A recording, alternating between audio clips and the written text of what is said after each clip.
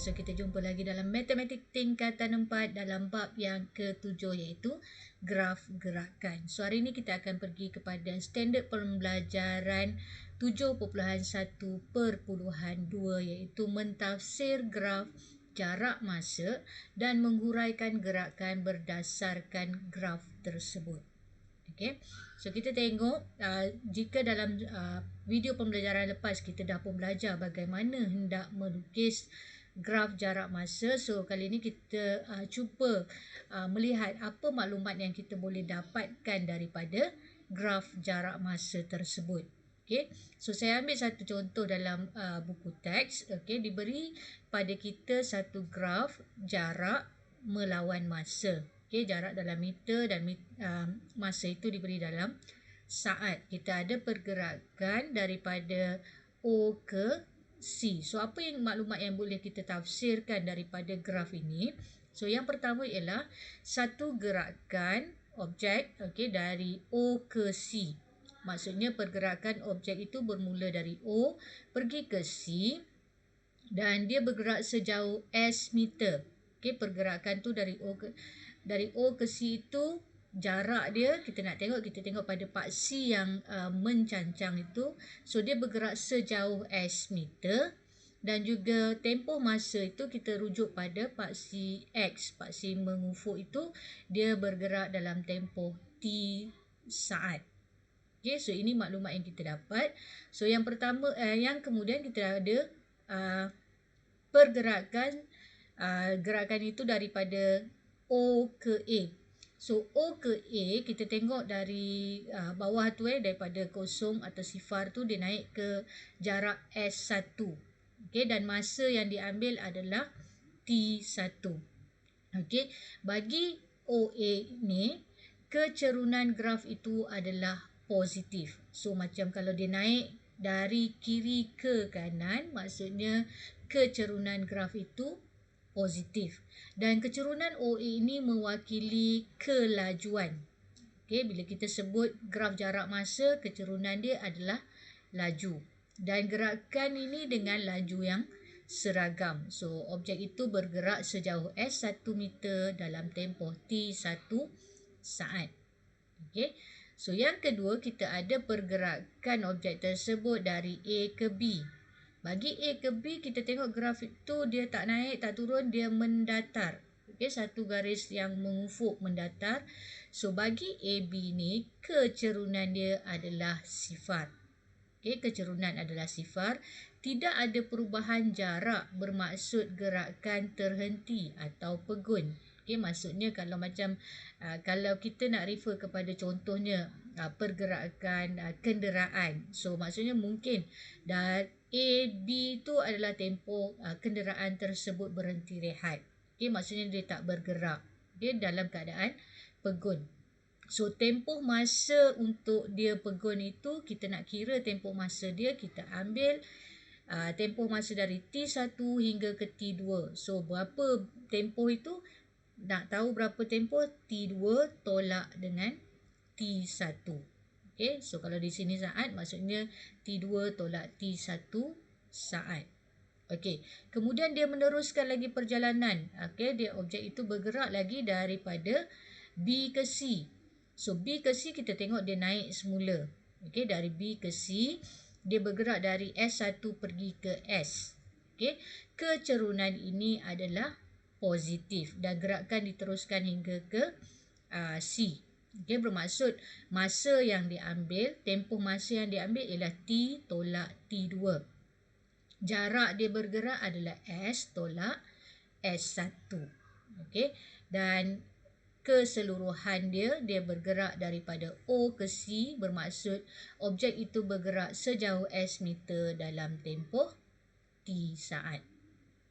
Okay, dan contoh kedua, graf yang diberi pada kita dalam buku teks juga, okay, diberi pada kita satu graf jarak masa. So, di sini kita tengok pergerakan itu ada naik dan turun dan ada juga mendatar. So, bagi graf ini, satu gerakan, okay, kalau kita nak tafsirkan dia adalah gerakan daripada O ke R. Okey, zarah itu ataupun objek itu bergerak dari O ke R, di mana dia akan melalui titik P dan Q. Bermaksud objek tersebut bergerak dari O ke P ke Q dan Q ke R. Okey, bagi yang pergerakan pertama, OP, kecerunan graf adalah positif. Kecerunan graf positif dan kita katakan objek tersebut bergerak sejauh S meter dalam masa T1 saat. Okey.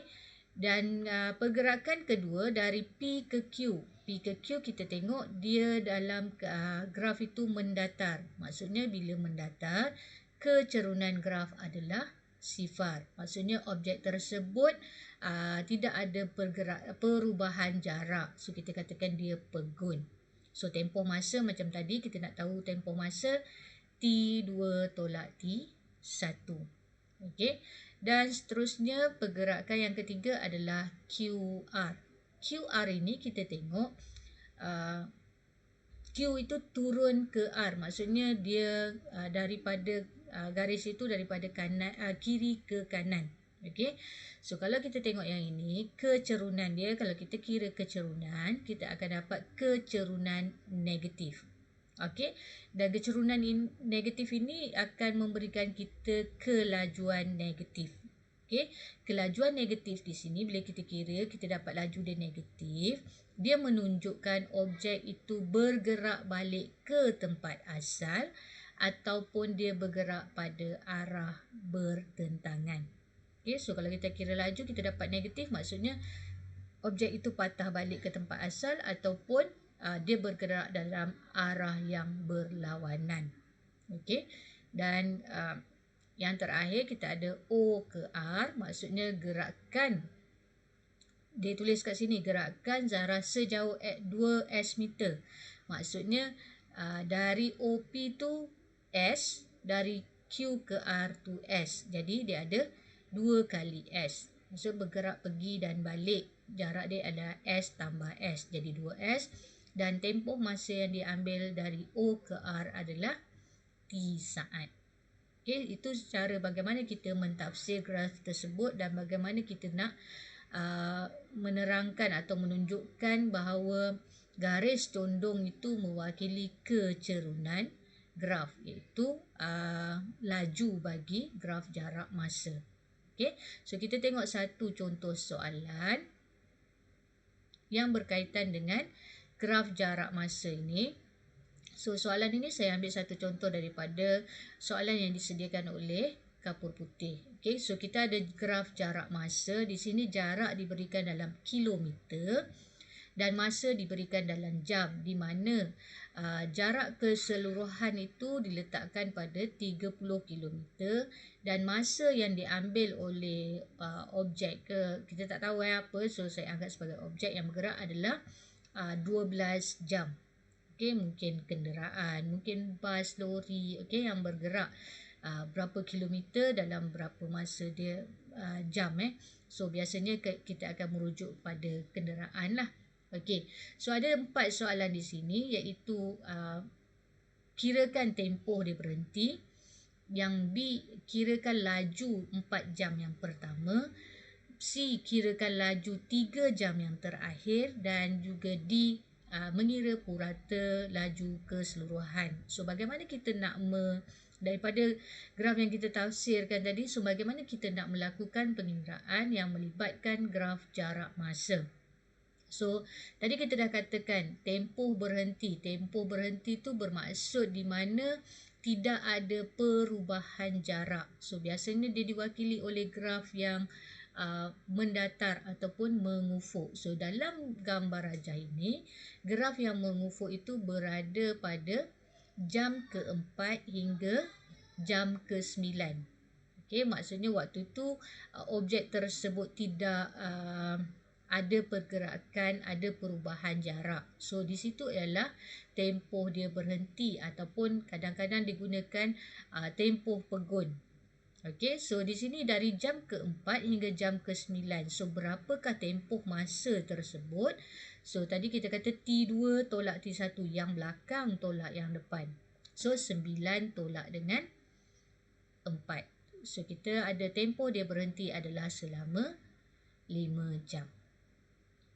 Okey. Yang kedua, laju 4 jam pertama. So kita ada di sini dari 0 hingga ke 4, 4 hingga ke 9, 9 hingga ke 12. So 4 jam pertama adalah dari masa daripada 0 hingga ke 4. Okey, itu yang untuk B ya, laju 4 jam pertama. So bermaksud dia rujuk pada garis condong yang pertama. Okey, maksudnya dari 0 dia naik sampai 22 km. Okey. So bila sebut graf jarak masa, bila soalan tanya laju, bermaksud kita kena kira kecerunan graf. Okey, so dalam sebelum ni kita dah belajar bagaimana kita nak mengira kecerunan graf. So kecerunan graf nak kira dia kita kena ada 2 titik. So di sini 2 koordinat. Okey, di sini koordinat yang terlibat daripada 0 ni hingga ke 4 ni. Koordinat yang pertama adalah 0 di bawah itu. Dan yang kedua, kita tengok dia naik sampai ke jarak dia 22 km. Bermaksud di sini kita tengok yang di bawah dia adalah 4, di sebelah kiri tu adalah 22. Jadi koordinat dia adalah 4, 22. 4 itu mewakili X, 22 itu mewakili Y. Sifar-sifar di bawah tu yang depan tu X, yang belakang tu Y. So, koordinat saya harap masih ingat ya. So, bila kita nak kira kecerunan, Y2 tolak Y1 per dengan X2 tolak X1. So, yang belakang tolak yang belakang, yang depan tolak yang depan. So, bermaksud di sini kalau kita nak kira kecerunan, 22 tolak 0 per dengan 4 tolak 0. Kalau kita nak terbalikkan pun boleh. 0 tolak 22 per dengan 0 tolak 4. Okey, so dia mesti samalah. Kalau kita nak buat yang 22 tolak 0, mesti 4 juga tolak 0. Kalau kita nak buat 0 yang tolak 22, yang di bawah dia mesti 0 yang tolak 4. Okey, so kita ada 22 tolak 0 per 4 tolak 0, jadi 22 per 4. So kita akan dapat 5/5. So bila sebut laju di sini adalah jarak per masa, maksudnya kilometer per jam. Kadang-kadang kita akan jumpa 5.5 km per J. Okey, bermaksud kilometer per jam, ataupun kita boleh tulis sebagai 5.5 kmj negatif 1. Okey, so kalau kita jumpa dua simbol atau dua unit ini, so unit ini mewakili laju, kilometer per J, jam, ataupun kmj negatif 1. Okey, mana-mana pun boleh ditulis. Okey, bergantung kepada kehendak soalan. Okey, soalan berikutnya, laju dalam 3 jam yang terakhir. So, bila sebut 3 jam yang terakhir, kita hanya tengok pada garis condong yang di belakang tu. Okey, dari jam ke-9 hingga jam ke-12. 12 tolak 9, so kita dapat 3 jam. So, itu maksudnya 3 jam terakhir. Okey, so sama macam tadi, bila kita nak kira laju, bermaksud kita nak kena kira kecerunan. Bila kita nak kira kecerunan, kita kena ada 2 koordinat. So, koordinat dia yang pertama ialah 9.22. So, baca koordinat garis mengufuk dahulu. So, garis mengufuk dia 9. Garis menegak dia tu, mencancang tu 22. Jadi, koordinat dia 9.22. Dan titik yang kedua adalah 12.30. So, 12.30. So, bagaimana kita nak mengira kecerunan? Tadi kita kata yang belakang tolak yang belakang, per yang depan tolak yang depan. Y tolak Y, X tolak X. Jadi, kita ambil 30 tolak 22, perkan dengan 12 tolak 9. Boleh ke kalau kita nak tukar? Boleh. Kita nak tukar 22 tolak 30 pun boleh.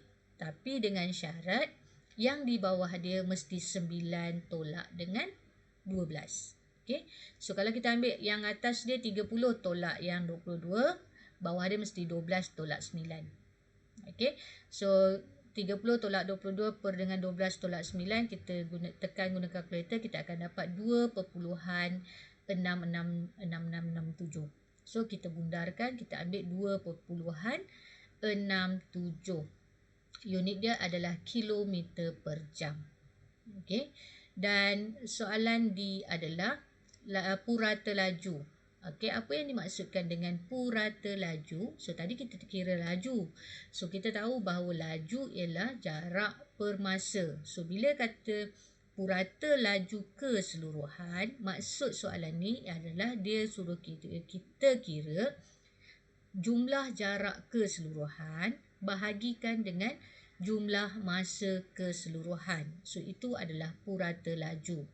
So nak tahu purata laju, jumlah jarak bahagikan dengan jumlah masa. So berapa jumlah jarak kita di sini? Jumlah jarak adalah daripada dia start daripada sifar tu dia naik sampai ke atas. So 30. So kita ada jarak dia akan naik sampai 30. So jumlah jarak kita adalah 30.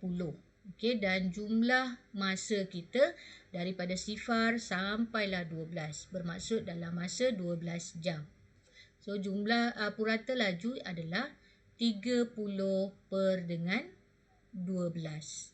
So 30 per 12 kita akan dapat 2.5. So unit bagi purata laju adalah kilometer per jam. Okey. So kita tengok lagi satu contoh. Okey, so ini adalah graf jarak masa juga. So sama juga kita diberi jarak dia adalah dia naik daripada sifar sampailah ke 73.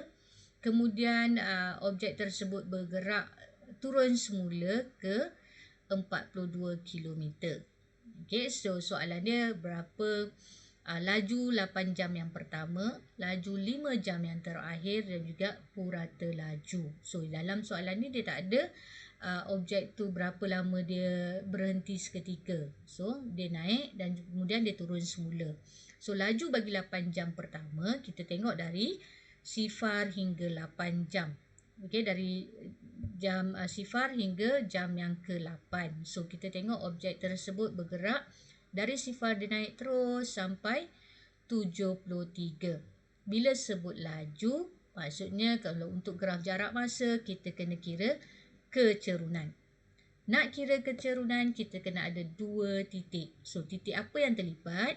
Di sini kita mula dengan yang di bawah ialah sifar-sifar. X sifar, Y pun sifar. Yang kedua, kita tengok dia naik daripada 8 tu, bahagian bawah dia, bahagian masa dia ialah 8, bahagian jarak dia adalah 73. Jadi koordinat dia adalah 8, 73. Okey, kita dah ada 2 koordinat. Macam mana nak kira kecerunan? Kecerunan adalah Y tolak Y. Y2 tolak Y1 per X2 tolak X1. Jadi, kita ada di sini 73 tolak sifar per dengan 8 tolak sifar. Bolehkah kita terbalikkan? Boleh. Cuma tak boleh terbalikkan 8 naik atas. Okey. So, kita terbalikkan Y tu sifar tolak 73. Yang di bawah mesti sifar tolak 8. Okey, kalau kita nak mulakan dengan sifar dulu. Tapi kita tak boleh nak letakkan 8 tu yang di atas, 73 tu di bawah. Itu tak boleh. Okey. So 73 bahagi dengan 8. So kita akan ada 9.13 km per jam. Okey. Soalan kedua. Laju bagi 5 jam yang terakhir. 5 jam yang terakhir tu di mana? So bila sebut 5 jam yang terakhir, maksudnya dia nak yang di bahagian belakang. Waktu objek tersebut turun semula. Okay. So dari jam ke-8 hingga jam ke-13 kan kita ada 5 jam. Okay, bermaksud graf yang kita kena rujuk adalah garis yang di belakang tu. Okay. So nak kira laju, kena kira kecerunan. Kecerunan dia kita ambil 2 koordinat. So koordinat yang pertama di sini adalah 873. Maksudnya kita tengok daripada paksi X dulu. 8 daripada paksi Y 73. Jadi koordinat dia 873. Yang kedua ialah 1342. So 13 dulu kita tulis, baru 42. So nak tolak siapa, tolak siapa. Okay, so kita boleh tulis 73 tolak 42. Nombor yang di belakang tolak dengan nombor di belakang. So 73 tolak 42 per dengan 8 tolak dengan 13. Okay, kalau kita nak tulis 42 yang tolak 73, yang di bawah mesti 13 tolak 8. Okay, dia mesti ikut dia punya law dia, turutan dia. Okay, so 73 tolak 42 per dengan 8 tolak 13, kita akan dapat negatif. Okay, kita akan dapat negatif. Negatif 6.2. So tadi awal tadi kita dah cakap, kalau kita kira laju, kita dapat negatif. Apa maksudnya? Maksudnya pergerakan objek itu berlawanan arah. Okay, ataupun arah yang bertentangan. Ataupun dia dalam perjalanan untuk kembali semula dekat mana dia mula tadi. Okay, so dia arah bertentangan. So biasanya kita, kalau kamu kira laju ada negatif, bermaksud arah dia bertentangan. Okay, dan kita tulis laju dia adalah 6.2 km per jam ataupun kmj negatif 1. Okey, berapa yang terakhir, berapa laju purata laju keseluruhan.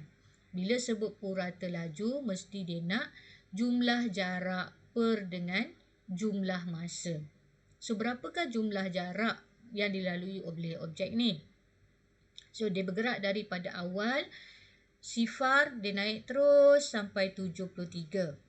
So, itu pergerakan yang pertama dia sampai 73. Kemudian dari 73, dia turun kepada 42 saja. Okay, dia tak sampai ke bawah, tak sampai ke sifar. So, bermaksud nak kira jumlah jarak dia, kita kira berapa dia naik, 73, tambah dengan berapa jarak antara 73 dan 42 tu.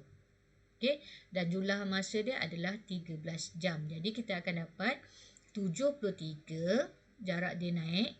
Dia turun semula tu adalah berapa jarak antara 73 dengan 42 tu. Nak tahu jarak dia, kita tolakkan. Jadi kita dapat 73 tolak 42 per dengan jumlah masa dia 13 jam. So kita tekan kalkulator, kita akan dapat 8 km per jam. So ini adalah bagaimana kita nak mentafsir graf laju masa, bagaimana nak melakukan pengiraan yang melibatkan graf jarak masa. Okay, so saya harap kita akan boleh faham. So kita akan sambung lagi dalam video pembelajaran yang akan datang.